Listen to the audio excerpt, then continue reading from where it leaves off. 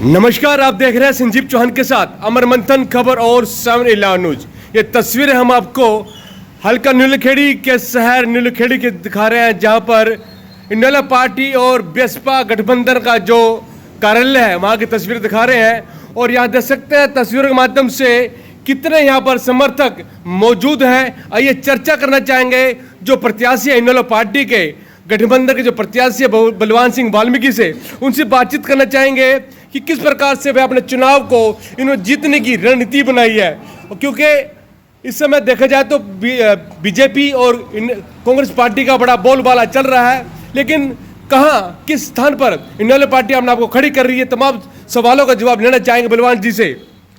बलवान जी नमस्कार। नमस्कार जी, सबसे पहले तो मैं आपके चैनल का स्वागत करता हूं, धन्यवाद करता हूं। दूसरी बात, आपने कहा कि कांग्रेस और बीजेपी का बोलबाला चल रहा है। कहाँ चल रहा है बोलबाला? कौन सी जगह पे चल रहा है?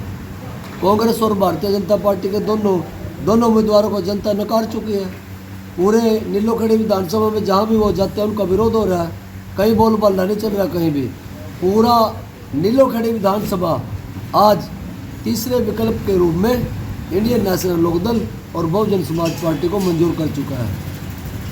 जी, मेरा मतलब यह है कि देखिए, आप प्रत्याशी हैं, तरावड़ी की बात करें, तरावड़ी मंडल की बात करें, नीलगिरी मंडल की बात करें, यहाँ अगर जनता की आवाज़, जनता कन्न से आवाज़ आती है तो सिर्फ इनेलो की, उसकी कांग्रेस की, बीजेपी की आवाज़ आ रही है। ऐसा नहीं है, ऐसा नहीं है कि कांग्रेस और बीजेपी की आवाज़ आ रही है। तरोड़ी में सर्वे करके देखो आप, सोकड़ा में, नडाना में, पखाना में, सांबी में, रमाणा में, जहाँ भी सर्वे करोगे इंडियन नेशनल लोकदल की हज़ारों की संख्या में वोट बोलती है। हर गांव में इंडियन नेशनल लोकदल और बहुजन समाज पार्टी का कार्यकर्ता मजबूती से खड़ा है। कहीं भी जाकर के देख लो, आज दोनों जो हमारे पूर्व विधायक और मौजूदा विधायक है उनका पूरा विरोध है, क्योंकि उन्होंने काम ही नहीं करे।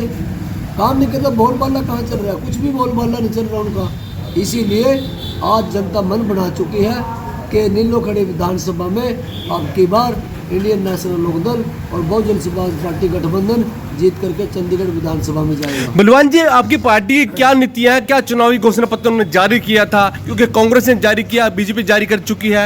इंडियन पार्टी का गठबंधन क्या घोषणा पत्र रहा है, क्या उसमें रहा है? इंडियन नेशनल लोकदल पार्टी ने हमारा जो घोषणा पत्र नहीं करा करते हम तो पूरा उस जो भी हमारे पार्टी के सर्वे सर्वा है, उन्होंने जो लोगों के लिए घोषणाएं की हैं उनको जनता को इम्प्लीमेंट करके देते हैं जब भी सरकार आती है। अगर इंडियन नेशनल लोकदल को वोट देंगे, लोग वोट दे करके विधानसभा में भेजने का काम करेंगे, तो बुढ़ापा पेंशन जो स्वर्गीय ताऊ देवीलाल ने 100 रुपये महीना लागू करने का काम किया था, उसको 7,500 रुपये के रूप में देने का काम करेंगे।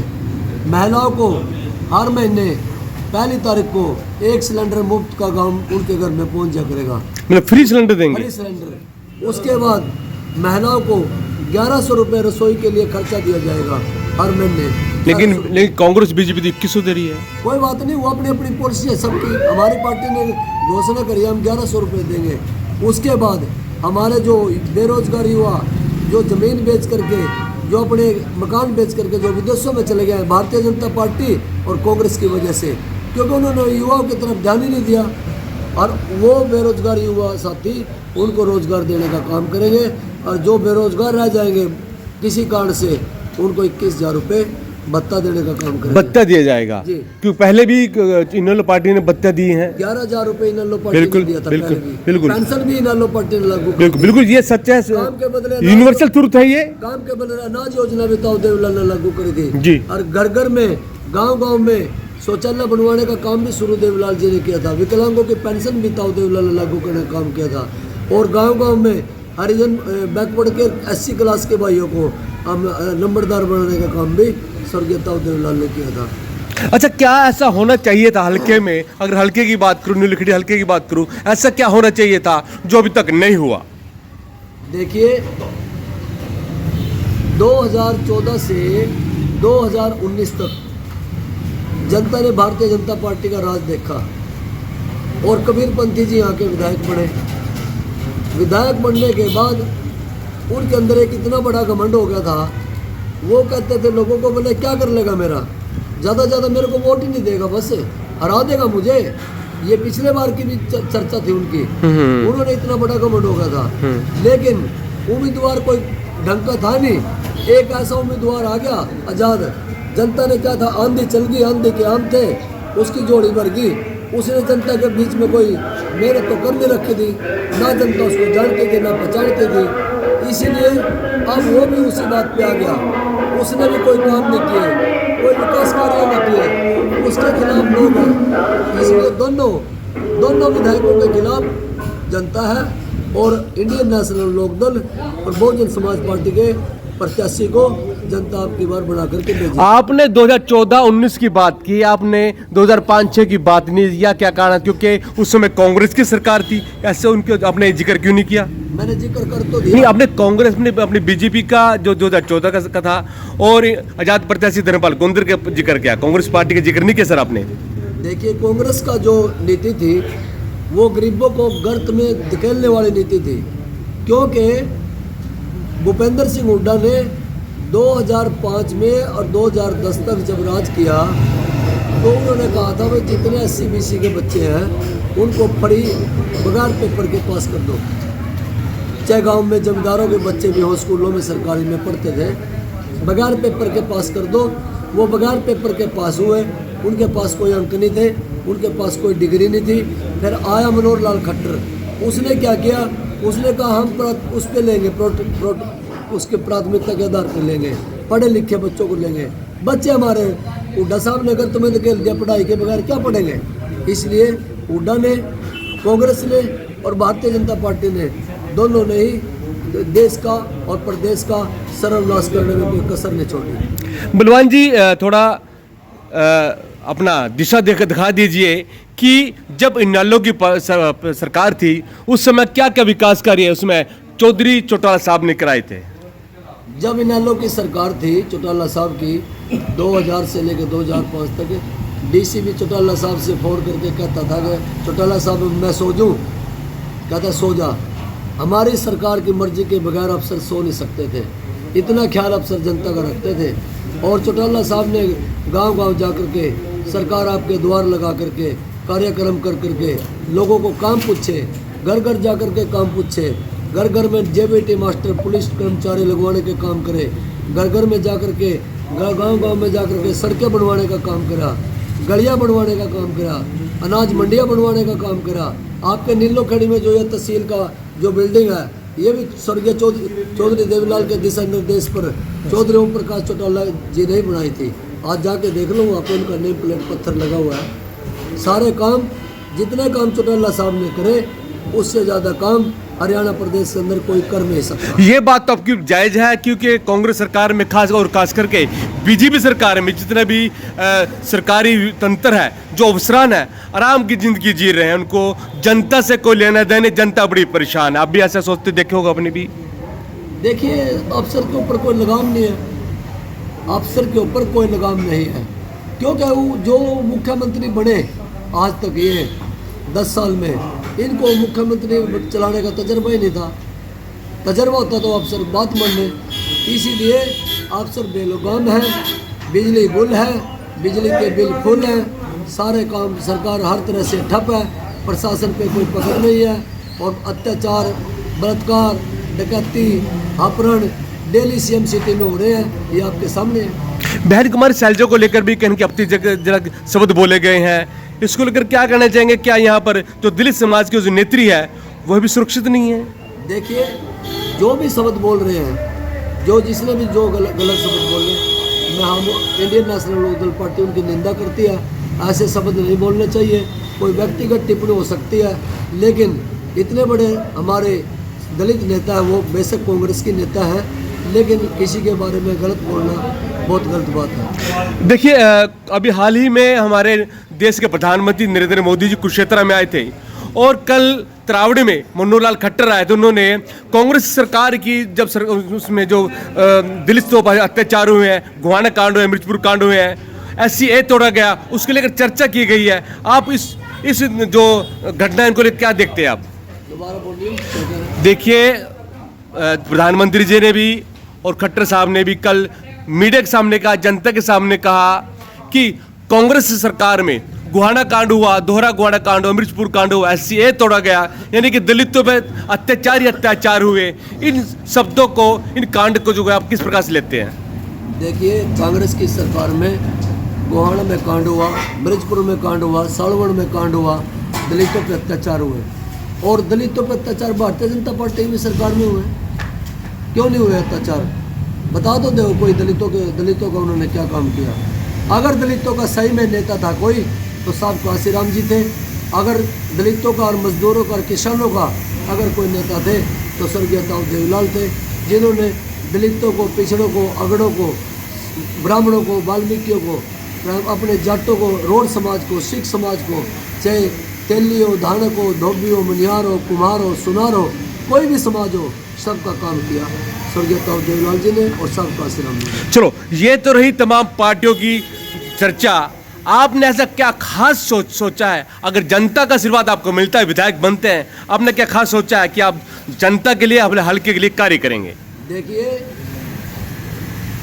10 वर्ष पीछे मेरा भाई नफे सिंह वाल्मीकि, मेरे ब्रदर बड़े भाई थे, वो सत्ता में रहे चौटाला साहब की सरकार में, और काम कैसे होता है वो मेरे को पता है। अफसर को फोन कैसे लगाया जाता है वो मुझे पता है। एक बार जनता मुझे अगर मौका देगी, जनता को हम ये दिखाएंगे विकास के कार्य कैसे होते हैं, घर घर में जाकर के नौकरी लगवाने के काम कैसे होते हैं, जनता की सेवा कैसे करी जाती है। यदि जनता मुझे मौका देगी तो रात के 12 बजे भी अगर मेरे पास कोई कॉल आएगा तो मैं उसका काम रात के 12 बजे भी उठ करके अफसर से करवाने का काम करूँगा। जी बलवान जी, हाल ही में हमारे जो कांग्रेस नेता हैं दीपेंद्र सिंह हुड्डा, वो त्रावड़ी आए थे। उन्होंने कहा कि 90 की 90 सीटा कांग्रेस जीत रही है। उन्हें तमाम जो कॉन्स्टिट्यूंसी है, तमाम जो जिले हैं, तमाम जिलों में 9 की 9 सीटों को जीत कर उन्होंने हवाला दिया है। क्या कहते हैं, वो सच कह रहे झूठ बोल रहे हैं?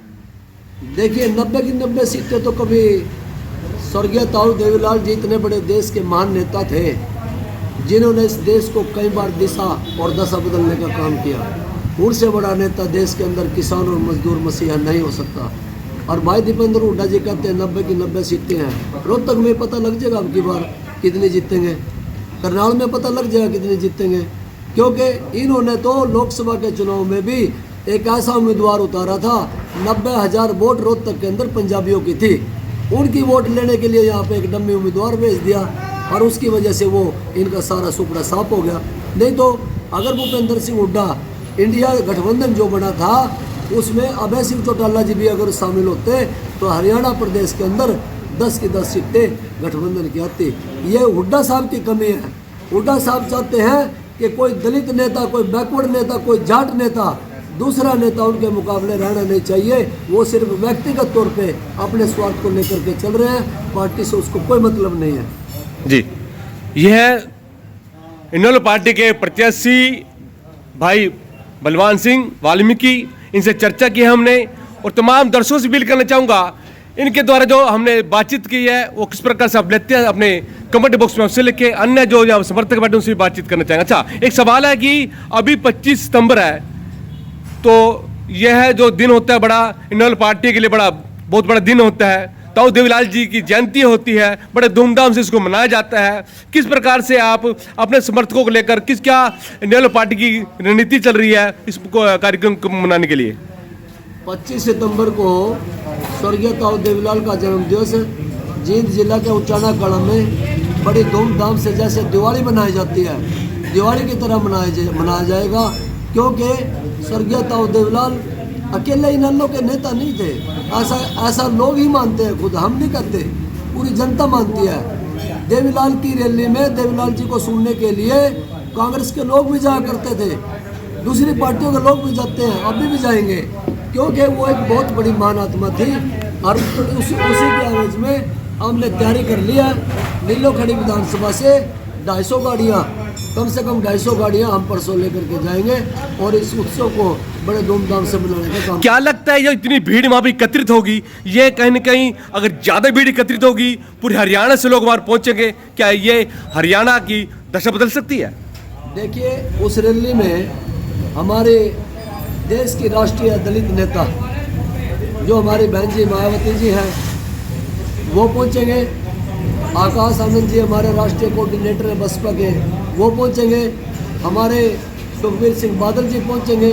देश के अन्य बड़े बड़े नेता जो स्वर्गीय ताऊ देवलाल जी की विचारधारा से जुड़े लोग हैं वो सभी पहुंचेंगे। और हमारे राष्ट्रीय सुप्रीमो जिसको लोग उसके नाम से जानते हैं चौधरी ओम प्रकाश चौटाला जी का ओजस्वी भाषण सुनने के लिए वहाँ लाखों की संख्या में लोग पहुंचेंगे। तिल रखने की जगह वहाँ नहीं होगी। ये रैली चुनाव की पूरी प्रक्रिया को बदल देगी, क्योंकि ये रैली एक ऐसी रैली है ये देश का और प्रदेश की दशा और दिशा बदलने का काम करेगी। जी शुक्रिया। मैं लेंदू से जोन प्रभारी हूँ जी। जी क्या नाम है आपका? सुखराम जी। सुखराम जी, इनलो पासी हैं बीएसपी से आप? INLD से। आइनली से। जी क्या कहना चाहेंगे आप, किस प्रकार से बलवान जी को सपोर्ट करेंगे आप? बलवान जी को ऐसे कराएंगे जी, 36 बरादरी का भाईचारा बलवान जी के साथ है और रोड समाज ने कल इसका समर्थन किया है बलवान जी का। और INLD के और BSP के सांझे उम्मीदवार हैं और इनको भारी मतों से जिताकर नीलोखड़ी विधानसभा से भेजेंगे। Thank you.